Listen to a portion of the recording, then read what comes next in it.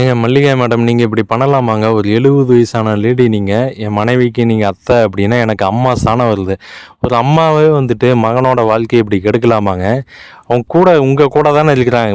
நீங்க தானே அவங்க வீட்டுக்கு அடிக்கடி போறீங்க. அவங்க உங்க வீட்டுக்கு அடிக்கடி வர்றாங்க. நீங்க சொல்லக்கூடாதா? "இப்படியெல்லாம் தலைப்பு போடுறியேப்பா, இது இப்படியெல்லாம் பண்ணக்கூடாது" அப்படின்னு நீங்க சொல்லலாம்ல. டிஆர்ஓ கலெக்டருக்கு அடுத்த ரேஞ்சில இருந்திருக்கீங்கல்ல. நீங்க சொல்லலாம்ல. நீங்க அத விட்டுட்டு, இப்படி அவங்க மேல மனு போட்டா உங்களுக்கு என்ன வருது? நீங்க ஏன் அத மாத்தி விடுறீங்க? என்ன பிரச்சனைன்னு எனக்கு தெரியல. ஒரு மகனோட வாழ்க்கைய இப்படி கெடுக்கலாமா? உங்க பையனா இருந்தா இப்படி பண்ணுவீங்களா? உங்க பொண்ண சேஃபா அங்க அமெரிக்கால போய் ஒப்படைச்சுட்டு, அவங்க நல்லா வாழ்ந்துட்டு இருக்கிறத பார்த்துட்டு இருக்கீங்களா இல்லையா?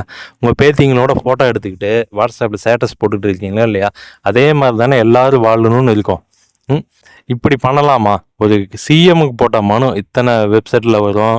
இப்போ கலெக்டர் ஆஃபீஸில் இருக்கு. இதை போய் நீங்கள் ஏன் இப்படி மாற்றி விடுறீங்க?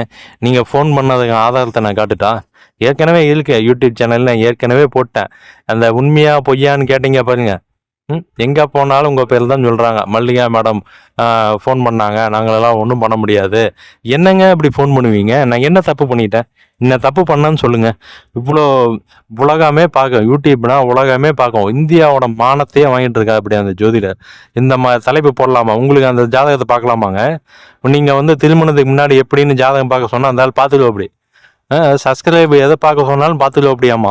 ஸோ ரொம்ப சென்சிட்டிவான மேட்ருங்க. அதனால் சப்ஸ்கிரைபர் கேட்டாருங்க, அதனால் நான் பார்த்தேங்கன்னு பாரு. நீங்கள் ஒழுக்கமா இல்லையான்னு பார்த்துடலாமா இப்போ? இதெல்லாம் நியாயமா இது? இப்போ இப்படி ஒரு அசிங்கம் அது. சம்பாதிக்கிறதுக்கு 1000 வழி இருக்கு. மக்களோட நம்பிக்கையை வச்சுட்டு ஏன் விளையாடுறீங்க? ஒரு தப்பானவன் உங்க கூட இருக்கிறானா, நீங்க ஒரு அதிகாரி, டிஆர்ஓ, அதுவும் நீங்க ஒரு லேடி, உங்களுக்கு வேணாமா?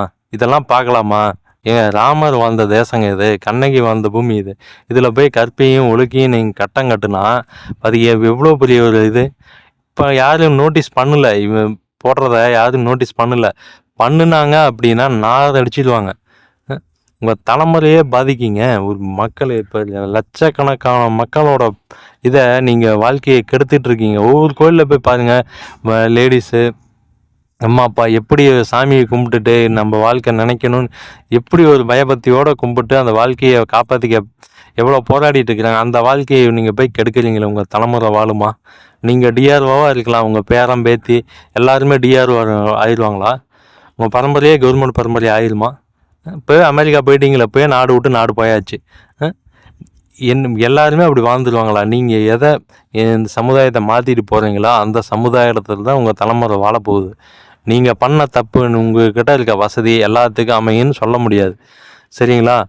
இப்போ நீங்கள் பண்ணுற தப்பு உங்கள் தலைமுறை தான் பாதிக்கும். அதான் அடுத்த ஜென்மத்தில் பண்ண தப்புக்கு இப்போ அனுபவிப்பேன்னு சொல்கிறாங்கல்ல, உங்கள் உருவத்தில் தான் பிறக்கும். உங்கள் பேரன் பேத்தி அந்த எப்படி பிறக்கும்?